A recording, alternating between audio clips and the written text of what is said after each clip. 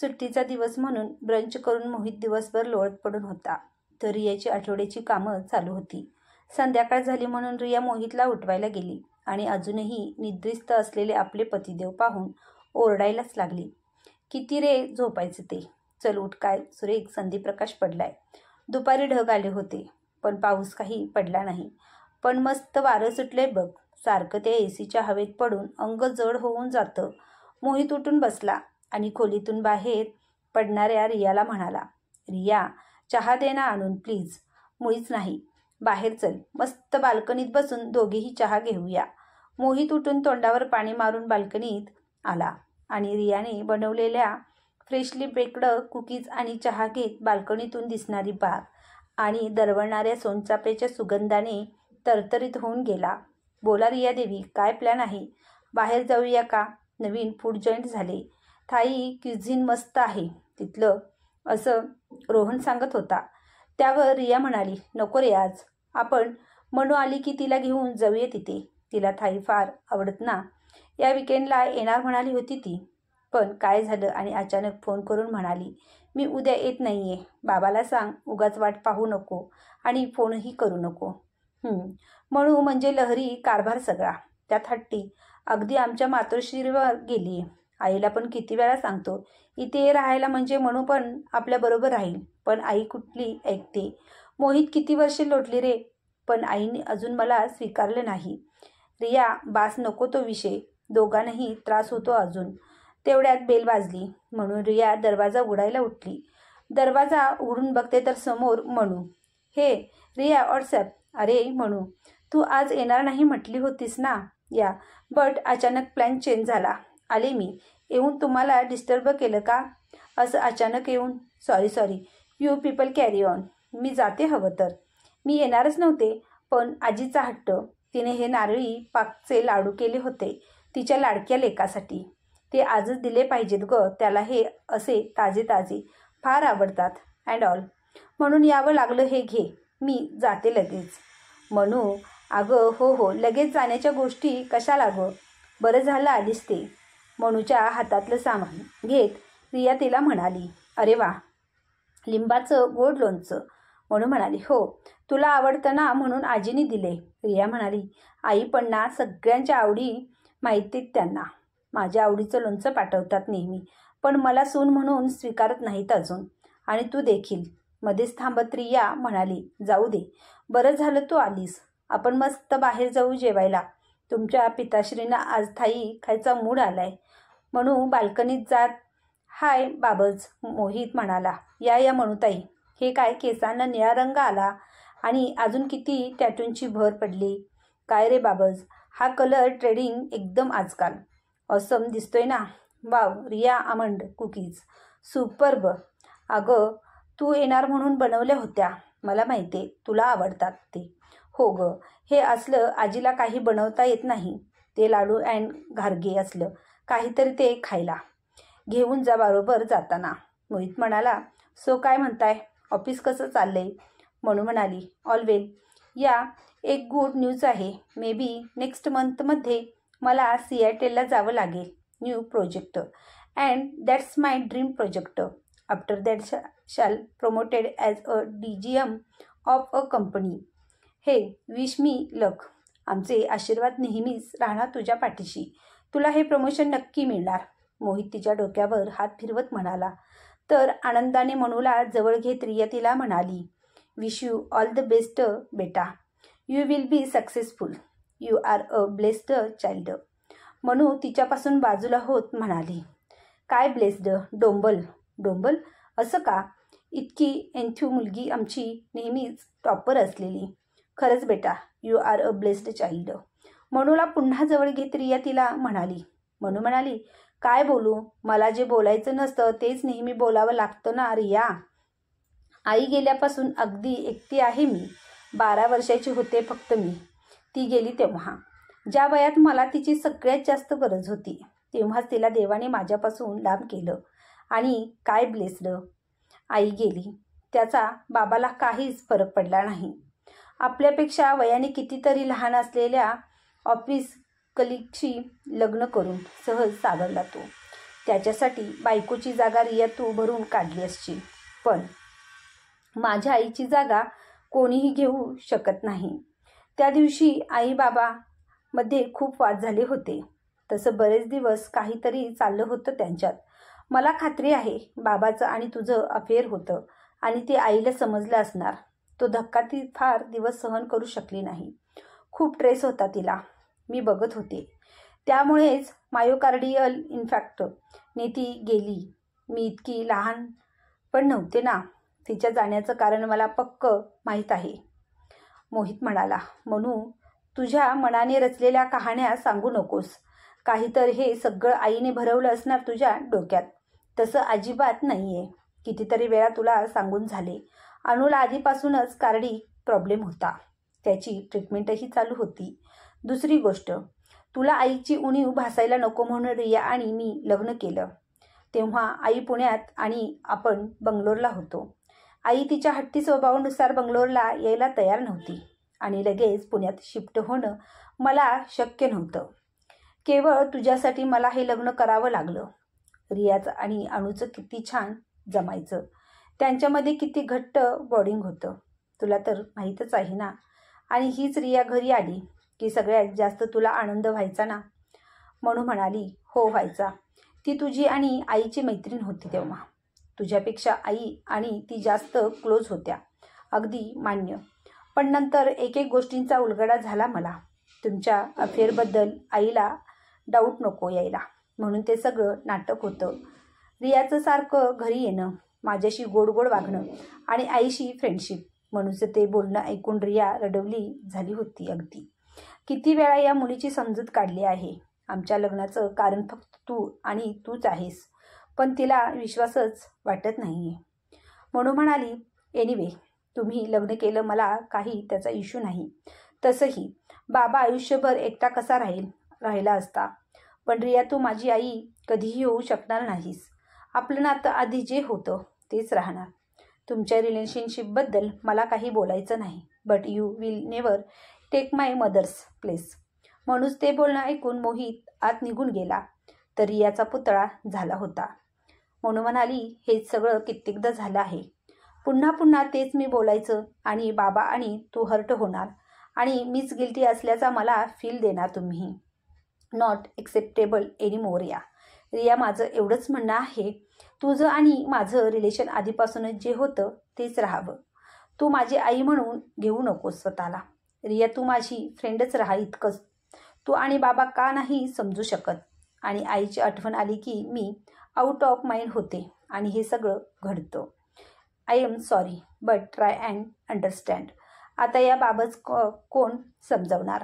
म्हणूचं बोलणं ऐकत असलेली रिया तिला म्हणाली, आय एम ओके. तुझ्या बोलण्याचं मला नाही वाटत काही. अणूवर असलेलं तुझं प्रेम मी समजू शकते. चल आत आणि बोल तुझ्या बाबाशी आणि चल जाऊया आपण बाहेर त्या थाय फूड जॉईंटला. म्हणून आत गेली आणि मोहितची समजूत काढू लागली. अगदी त्याच्या गळ्यात पडून त्याला म्हणाली, बाबज मी आईला खूप मिस करते रे. रियावर आणि तुझ्यावर माझा राग नाही, पण रिया आणि माझं नातं बदलणं मला मान्य नाही कधीच. रियाने आईसारखं मला जवळ घेत बेटा बाळा म्हटलं की माझं डोकं फिरतं रे. मोहित मी ही गोष्ट एक्सेप्ट केली. मला तिच्या वागण्याचं काहीच वाटत नाही. मी तिला समजू शकते. तू का दरवेळी इतकं मनाला लावून घेतोस. चल म्हणून थांबले आपण जाऊया बाहेर.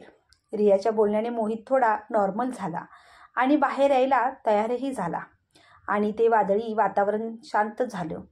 बाबज ही ट्रीट माझ्याकडून हा. तिच्या बॅगेमधून वाईन बॉटल काढत मनू माझी प्रमोशन पार्टी.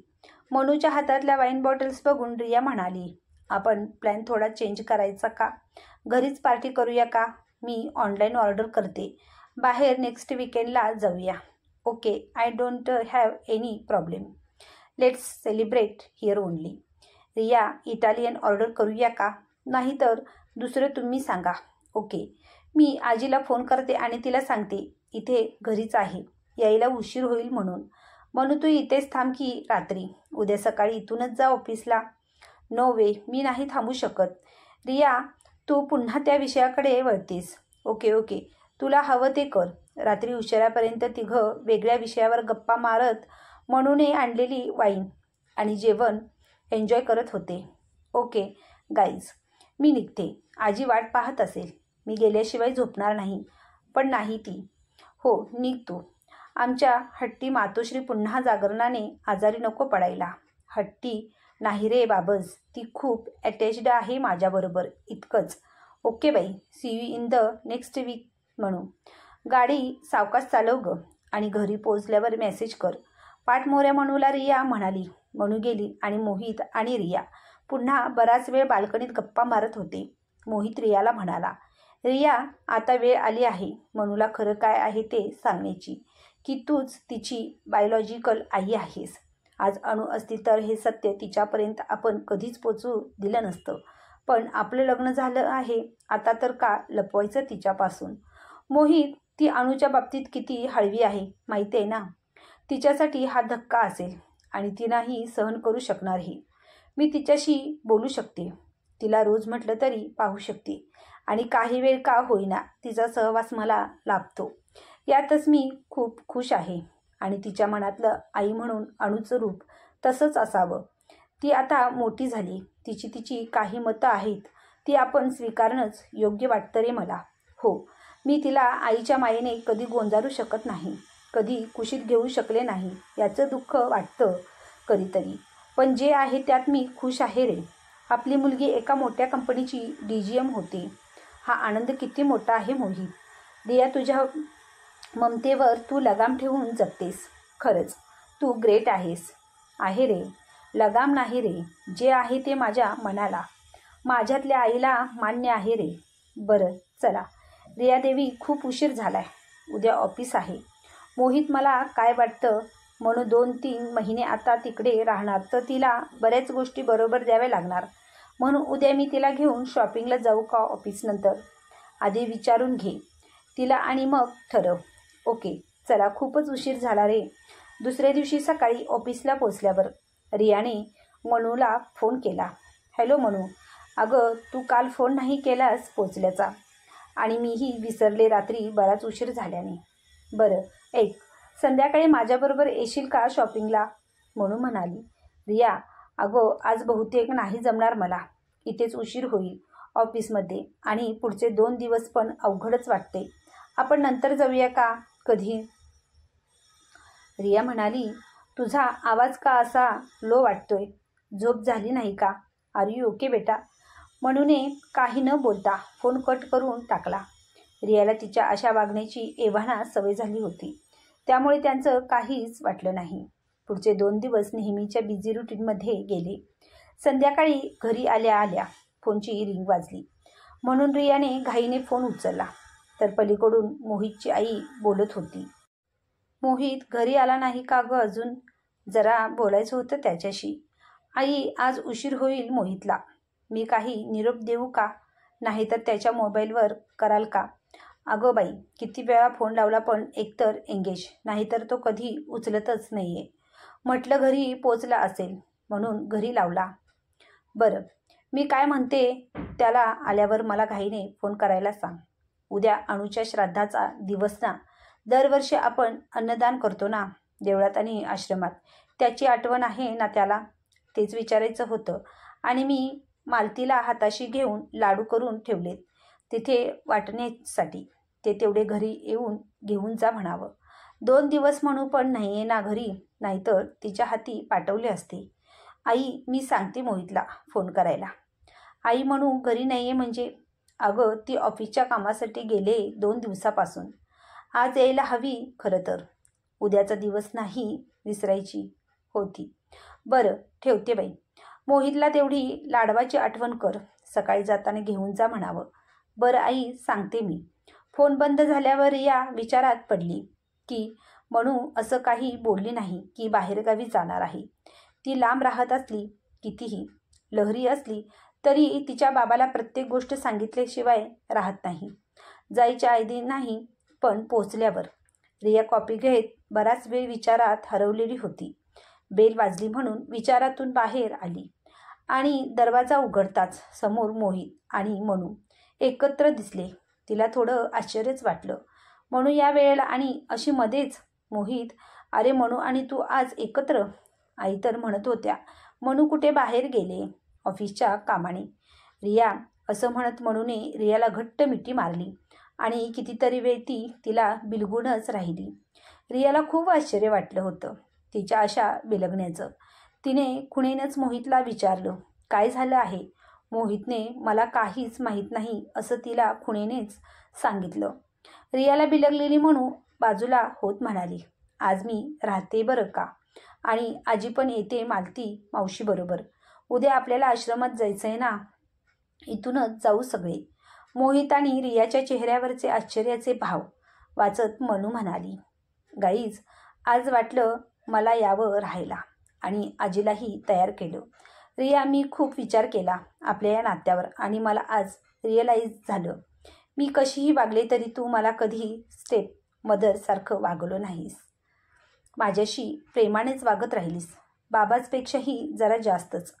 मनूचे असे पाणावलेले डोळे आणि रियाच्या डोळ्यातून वाहणारे अश्रू पाहून मोहित म्हणाला, मनू तू ठीक आहेस ना आज? काय झाले? आज इथे राहायला तयार झालीस? अरे वाटलं मला. तुला नाही आवडलं का? नसेल तरीही मी राहणार बरं. त्यावर मोहित म्हणाला, तू इथे राहिलीस ते आवडलं मला, पण ते निळे केस मात्र अजिबात आवडले नाहीत बरं का. ते ऐकून बाबाला मिठी मारत म्हणून म्हणाली, काय रे असं? किती कॉम्प्लिमेंट्स मिळाल्या मला. आणि तू तेवढ्यात मोहितची आई आणि मालती पोचल्या.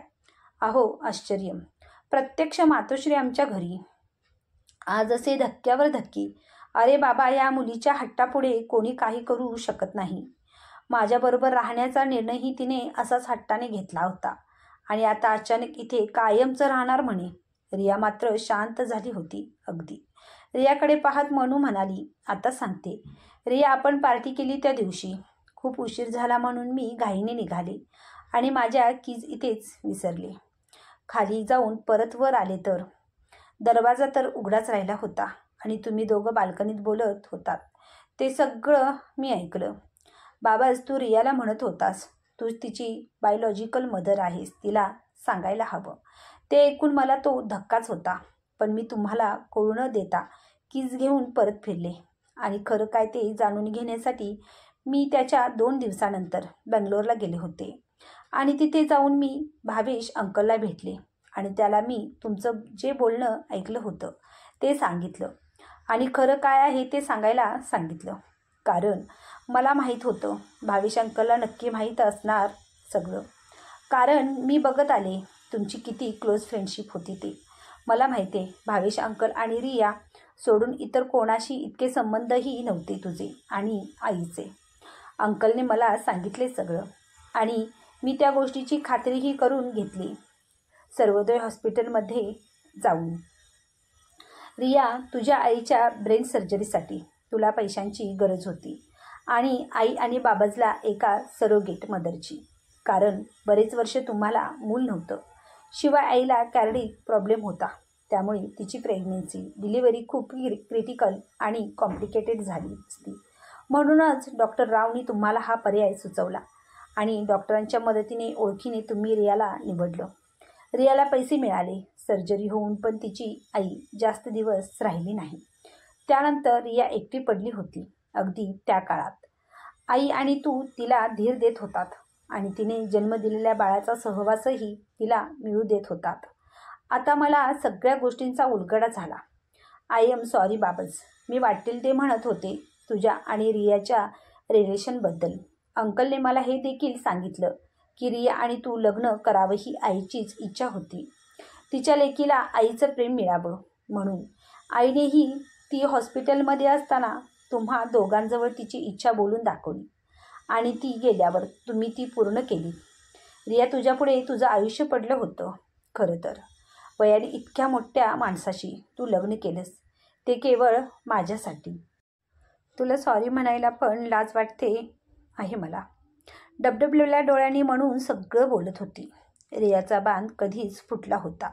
आई म्हणत म्हणून तिला घट्ट मिठी मारली. अणूच्या फोटोकडे बघत मोहीच्या डोळ्यातून देखील अश्रू वाहू लागले. आईने तिघांनाही जवळ घेत शांत केलं आणि रियाला सून म्हणून मनापासून स्वीकारलं. समाप्त. कथा कशी वाटली हे कमेंट करून सांगा आणि आवडली असेल तर लाईक करा. चॅनलवर नवीन असाल तर सबस्क्राईब नक्कीच करा. धन्यवाद.